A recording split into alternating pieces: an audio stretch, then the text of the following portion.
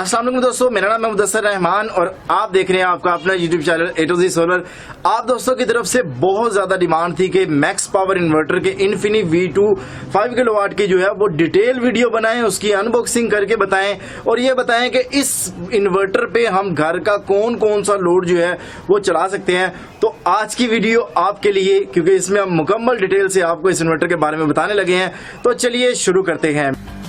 लोग की कहते ने बत्ती आउंदी कोई नहीं, मैं नहीं मनदा, साडी ते जांदी कोई नहीं। Max power. मेरा नाम है मुदस्सर रहमान, आप देख रहे हैं ए टू ज़ेड सोलर। अगर आप इस चैनल पर न्यू हैं और पहले से सब्सक्राइब नहीं किया हुआ तो इस चैनल को सब्सक्राइब कर दें। वीडियो अच्छी लगे तो इसको लाइक कर दीजिएगा। दोस्तों, इस इन्वर्टर को हम on grid inverter with energy storage भी हम इसको कह सकते हैं, क्योंकि इस इन्वर्टर को आप ऑन ग्रिड में भी इस्तेमाल कर सकते हैं और इस इन्वर्टर के साथ आप बैकअप भी ले सकते हैं। जैसे कि मैंने आपको बताया कि ये इन्वर्टर बैटरी इंडिपेंडेंट भी है, यानी आपकी मर्जी है। अगर आप बैटरी लगाना चाहते हैं तो 4 बैटरियां आपको इस इन्वर्टर के साथ कनेक्ट करनी पड़ेंगी, लेकिन अगर आप बैटरी नहीं लगाना चाहते तो आप बगैर बैटरी के भी इसको बआसानी चला सकते हैं। इसके साथ साथ मैं आपको ये बताता जाऊं कि आप इस जैसे 9 इन्वर्टर्स को पैरेलल करके अपने सिस्टम को एक्सटेंड कर सकते हैं। कहते हैं जी मैं 15 किलोवाट, 20 किलोवाट, 30 किलोवाट पे जाना चाहता हूं, तो आप इसके 9 इन्वर्टर यानी 45 किलोवाट तक जो है वो आप इसको जो है वो पैरेलल करके इस्तेमाल कर सकते हैं। और बहुत सी जगह पर इसको पैरेलल इस्तेमाल किया भी गया है जहां पर ये बहुत अच्छा जो है वो परफॉर्म कर रहे हैं। इसके साथ साथ मैं आप लोगों को बताता जाऊं कि ये आप इस इन्वर्टर को सॉफ्टवेयर के थ्रू, जो कि वॉच पावर का सॉफ्टवेयर है, और इसके साथ साथ आप वॉच पावर की जो एप्लीकेशन है आप मोबाइल पे भी कनेक्ट करके तमाम डिटेल जो है वो हासिल कर सकते हैं। और वॉच पावर से न सिर्फ आप मालूमात हासिल कर सकते हैं, बल्कि उसके साथ साथ जो है आप उसकी मुकम्मल प्रोग्रामिंग यानी सेटिंग भी आप इसकी कर सकते हैं। सोलर की बात की जाए तो सोलर ये 5 किलोवाट का इन्वर्टर है और इस पे 5 किलोवाट का ही इसका चार्ज कंट्रोलर है, यानी 5000 वाट सोलर को ये सपोर्ट करता है। अब इसका मतलब ये नहीं है कि मेरे पास फर्ज किया कि मैं पूरे 5000 वाट इसमें इंस्टॉल करूंगा, उससे ज्यादा नहीं कर सकता।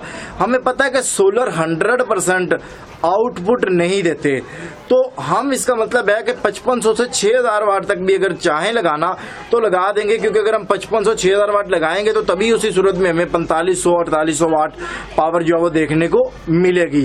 इसके साथ साथ आपको बताते जाऊं कि चूंकि इसकी वोल्टेज रेंज काफी ज्यादा है, यानी आप इसको 120 वोल्ट से 450 वोल्ट तक आप इसको दे सकते हैं, तो इसी वजह से हमें इसमें जो केबल इस्तेमाल करनी पड़ती है सोलर के लिए वो कुछ ज्यादा हैवी केबल, ज्यादा mm की, जैसे कि पहले इन्वर्टर होते थे जिनकी वोल्टेज 145 वोल्ट मैक्सिमम हुआ करती थी और मिनिमम उनकी जो वोल्टेज रेंज है वो 30 वोल्ट हुआ करती थी। तो उसमें हमें 16 mm, 12 mm या 10 mm की केबल जो वो लगानी पड़ती थी, जो कि एक मजबूरी थी, क्योंकि वजह यह है कि हमारे पास वोल्टेज रेंज कम होती थी और एम्पेयर रेंज ज्यादा होती थी, जिसकी वजह से हमें केबल की सिलेक्शन जो है वो करते हुए बहुत ज्यादा एहतियात करनी पड़ती थी और हमारी जो केबल की कीमत है वो बहुत ज्यादा प्रोजेक्ट के अंदर जो है वो बढ़ जाती थी। इस इन्वर्टर में ये खूबी है क्योंकि इसकी वोल्टेज रेंज सोलर की ज्यादा है, तो इसी वजह से इसके एम्पेयर कम बनते हैं और वोल्टेज रेंज ज्यादा इसकी होती है, तो हमें केबल जो है वो कम से कम इस्तेमाल कर सकते हैं।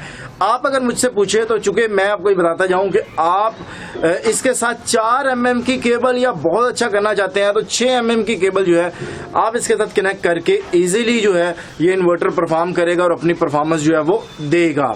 अगर मैं इसके ऑपरेटिंग टेम्परेचर की बात करूं तो ये -10 डिग्री से 50 डिग्री तक बासानी परफॉर्म कर सकता है, यानी मैं पाकिस्तान के किसी भी हिस्से में अगर इसको लगाना चाहूं तो बासानी जो है वो लगा सकता हूं। बस शर्त ये है कि जो टेम्परेचर की जो रेंज है वो -10 डिग्री कम से कम और ज्यादा से ज्यादा 50 डिग्री तक जो है वो होनी चाहिए। अगर मैं इसके MPPT चार्ज कंट्रोलर की बात करूं तो इसमें सिंगल MPPT चार्ज कंट्रोलर हमें देखने को मिलता है और यही वजह है कि आप जो है वो कनेक्शन उस तरतीब से 120 वोल्ट से 450 वोल्ट की रेंज में रहते हुए जो है वो कर सकते हैं।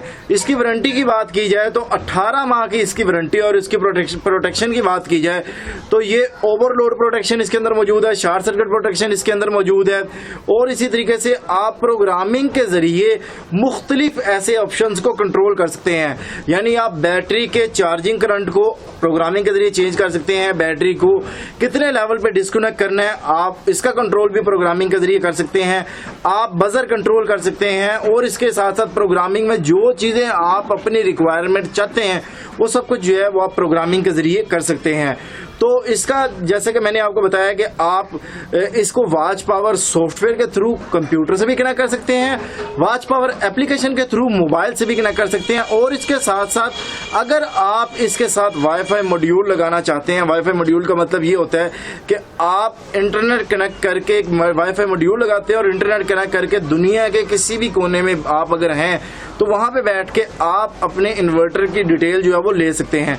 यहाँ पे आपको ये बताता जाऊं कि इस इन्वर्टर की जो कीमत है, अगर आपको ये कहाँ से परचेज कर कहाँ से मिलेगा, क्या मालूमात है इसकी, क्या कीमत है, तो चूंकि हम जानते हैं कि डॉलर की कीमत की वजह से कीमतें जो हैं वो कम या ज्यादा हो जाती हैं और कंपनी की पॉलिसी भी यही है कि आप ओपन प्राइस ना बताएं, इसलिए हमने आप लोगों की सहूलत के लिए स्क्रीन पर नंबर दिया है और इस नंबर पर आप राब्ता करेंगे और आप इन्वर्टर की प्राइस लिखे, वॉइस मैसेज करें तो फौरी तौर पर आपको रिस्पांस दे दिया जाएगा, बशर्ते कि आप बिजनेस आवर्स में जो है वो राब्ता कर रहे हैं, यानी दिन 9 बजे से शाम 6 बजे तक आप किसी भी वक्त में राब्ता करें, आपको फौरी तौर पर जो है वो रिस्पांस दे दिया जाएगा कि ये इन्वर्टर कितने का है और आपको कहां से मिलेगा, या इसके अलावा कोई भी मालूमात जो आपको इसके अलावा पूछनी है तो वो भी आप इस नंबर पर राब्ता करके पूछ सकते हैं।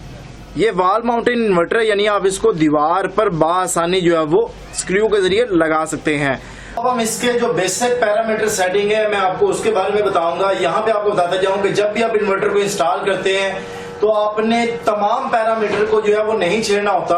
तो अभी मैं आपको वो बेसिक सेटिंग्स बता रहा हूं जो इन्वर्टर इंस्टॉल करने के बाद जरूरी होती हैं। सेटिंग नंबर 1 जो है, इसमें हम आउटपुट सोर्स प्रायोरिटी जो है उसकी सिलेक्शन करते हैं कि हमारा लोड जो चले वो सबसे पहले सोलर पे, यूटिलिटी पे और फिर वापडा पे चले। अगर मैं चाहता हूं कि पहले सोलर पे चले बाद में बैटरी पे फिर वापडा पे, तो मैं ये सेटिंग करूंगा। इसी तरीके से सोलर, यूटिलिटी और बैटरी, ये 2 सेटिंग्स जो है हमें यहाँ पे देखने को मिल रही होती है। तो अगर आपके पास बैटरी है तो आप इसको SVU पे सेट करेंगे, अगर आपके पास बैटरी नहीं है तो आप SUB पर इसको सेट करेंगे। अब हम बात करेंगे 5 नंबर की सेटिंग की। तो 5 नंबर की सेटिंग में हम बताएंगे जो सोलर की जो एनर्जी है उससे पहले हम बैटरी चार्ज करना चाहते हैं या पहले हम लोड को चलाना चाहते हैं। तो जो हमारा लोड चल रहा है, सोलर से पैदा होने वाली पावर पहले लोड को चलाए, तो आप इसको इस पॉइंट पे सेट करेंगे। और अगर आप चाहते हैं कि जो सोलर की जो जनरेशन हो रही है वो हमारी पहले बैटरी को चार्ज करे, तो उस सूरत में आप इस पॉइंट को जो है BLU को सेट करेंगे।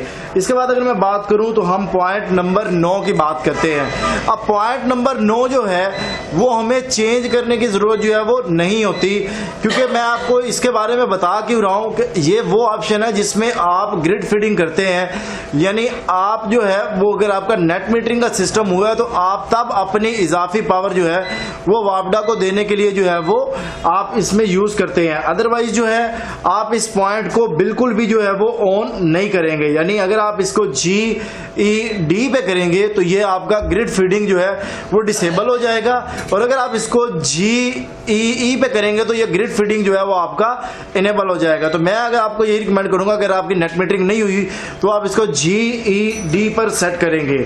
इसके बाद अगर मैं बात करूं तो आपके पास जो ऑप्शन आता है वो 13 नंबर का ऑप्शन है। 13 नंबर जो है इसमें हम बताते हैं कि हमें यूटिलिटी से कितने एम्पेयर से बैटरी को चार्ज करना है। तो आपके जितने एम्पेयर की बैटरी आप उसको 10 पे तकसीम करें, जो जवाब आए आप उसको उतने एम्पेयर पे सेट कर लें।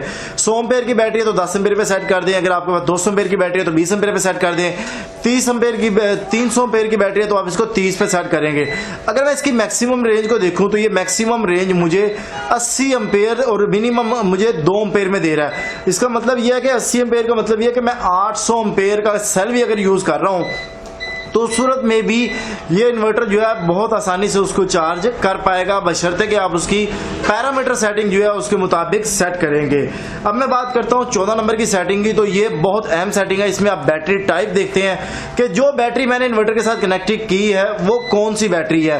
तो अगर आपके पास ड्राई बैटरी लगी हुई है तो आप इसको AGM पे सेट करेंगे। अगर आपके पास जो है तेजाब वाली बैटरी है या आपके पास ट्यूबुलर बैटरी है तो फिर उस सूरत में जो है वो आप जो है FLD पे सेट करेंगे। तीसरी तीसरे नंबर की जो हमारे पास सेटिंग है, इस सेटिंग में बेसिकली आप क्या करते हैं, यूजर डिफाइन होता है कि जो यूजर है ये प्रोफेशनल्स के लिए होती है।